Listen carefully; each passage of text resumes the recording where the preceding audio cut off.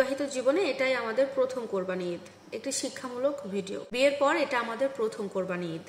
স্ত্রীকে ঈদের 5 দিন আগে জিজ্ঞেস করলাম, এবার ঈদ তুমি কোথায় করতে চাও? কিছু সময় পর স্ত্রী আমাকে বলল, তুমি যেখানে বলবে আমি সেখানে ঈদ করব। তখন আর আমি কিছু বললাম না। 2 দিন পরে খেয়াল করে দেখলাম আমার স্ত্রী তার মায়ের সাথে ফোনে কথা বলছে। তার মা ফোনের ওপাশ থেকে কি বলছে আমি শুনতে পারছিলাম না, তবে আমার স্ত্রীর মুখের কথাগুলো শুনলাম। আমার স্ত্রী তার মাকে বলছে, মা তোমার জামাই হয়তোবা চায় আমি এখানে ঈদ করি, এবার আর তোমাদের সাথে ঈদটা করা হবে না। বাবাকে বলো আমার জন্য যেন মন খারাপ না করে। আমি শুধু স্ত্রীর মুখে এই কথাটুকুই শুনতে পারলাম, ওপাশ থেকে কি বলছে আমি আর সেটা শুনতে পারিনি। তখন আর সেখানে দাঁড়িয়ে না থেকে ওখান থেকে চলে আসলাম, কারণ ওখানে যদি দাঁড়িয়ে আমাকে দেখতে পায় তাহলে আমার স্ত্রী হয়তোবা অস্বস্তিতে পড়তে পারে, কারণ সে আমাকে আড়াল করেই তার মায়ের সাথে এই কথাগুলো বলতে চেয়েছে। ঘরে গিয়ে ভাবছিলাম মাকে বলবো যে আমার স্ত্রী ওর মায়ের বাড়িতে ঈদ করতে চাচ্ছে, কিন্তু আমার স্ত্রী এটা মুখ ফুটে বলতে পারছে না। কিন্তু অদ্ভুতভাবে মা নিজেই আমাকে কিছুক্ষণ পরে তার নিজের ঘরে ডেকে নিল। তার কাছে যাওয়ার সাথে সাথে মা আমাকে জিজ্ঞেস করলো, বৌমা কোথায় ঈদ করবে রে, তোকে কিছু জানিয়েছে? মাকে জানালাম, না মা, ও আমাকে বলেছে আমি যেখানে করতে বলবো ঈদ সেখানেই করবে। তবে আমি বুঝতে পেরেছি আমার স্ত্রী হয়তোবা ওর বাবা মায়ের সাথে ঈদ করতে ইচ্ছা করছে, কিন্তু এই কথাটা মাকে আমি এখনো বলিনি। মাকে এই কথাটা আমি কি করে বলি, আমার সাহসে কুলিয়ে উঠছে না। আমাকে জিজ্ঞেস করছে তোর কি মত বলতো।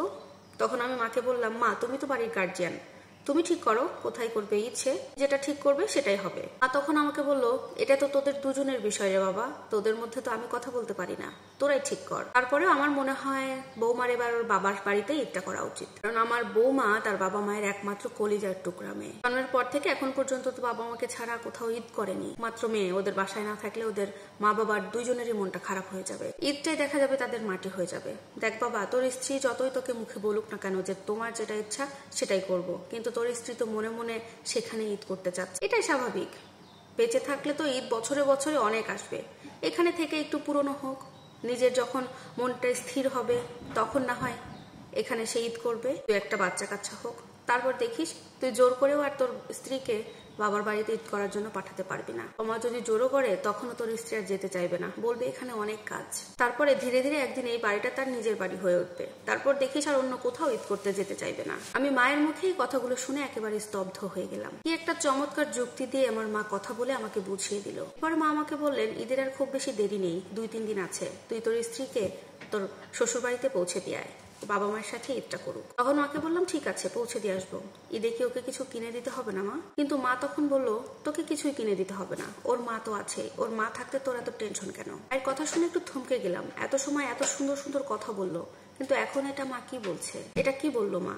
ঈদের সময় আমার স্ত্রীকে আমি কিছুই কিনে দেবো না, কি করে সম্ভব? মায়ের কথা শুনে আমার প্রচুর মন খারাপ হয়ে গেল। তখন আমি মনে মনে ভাবলাম, মা হয়তো এই কারণেই 2-3 দিন আগেই আমার স্ত্রীকে তার বাপের বাড়িতে রেখে আসার কথা বলছে। নিজের মনে মনে অনেক কিছু ভাবছিলাম, কিন্তু অদ্ভুত একটা বিষয় কি জানেন, আমার মা পরের দিন সকালে আমার স্ত্রীকে বলছে, বৌমা একটু রেডি হয়ে নাও, আমরা দুজনে একটু বের হবো। এখন সবাইকে জিজ্ঞেস করলাম, তোমরা দুজনে কোথায় যাবে, আমাকেও সাথে নিয়ে চলো। এখন মা উঠে বলছে, এটা গোপন ব্যাপার, এটা আমার আর বৌমার ব্যাপার, তোকে নিয়ে যাওয়া যাবে না। আমাকে ঘর পাহারা দেওয়ার কথা বলে তারা দুজনে আমাকে ঘরে রেখে বাইরে চলে গেল। তারপরে দেখলাম মাগরিবের কিছুক্ষণ আগে আমার মা আর স্ত্রী ফিরে এলো।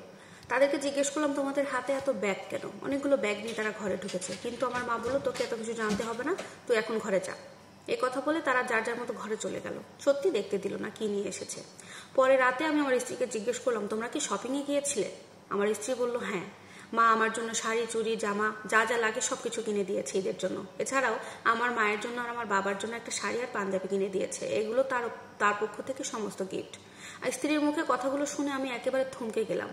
মা আমাকে শুধু শুধু এমন কথা বলল। তারপরে আমি মাকে গিয়ে জিজ্ঞেস করলাম, মা তুমি না বললে বউকে কিছু কিনে না দিতে, ওর মা আছে, ওর মা সবকিছু কিনে দেবে, তাহলে তুমি কেন সবকিছু কিনে দিলে? আমার কথা শুনে শব্দ করে উচ্চস্বরে হাসলেন আর বললেন, কেন রে, আমি কি তোর বউয়ের মা নই? সন্তানকে শুধু পেট থেকে জন্ম দিলেই মা হওয়া যায়, ভেতর রাখলে কি মা হওয়া যায় না? মায়ের কথা শুনে সেদিন আমি অনেক অবাক হয়েছিলাম। মনে মনে ভাবলাম, মায়ের ভালোবাসা বুঝি এমনই হয়।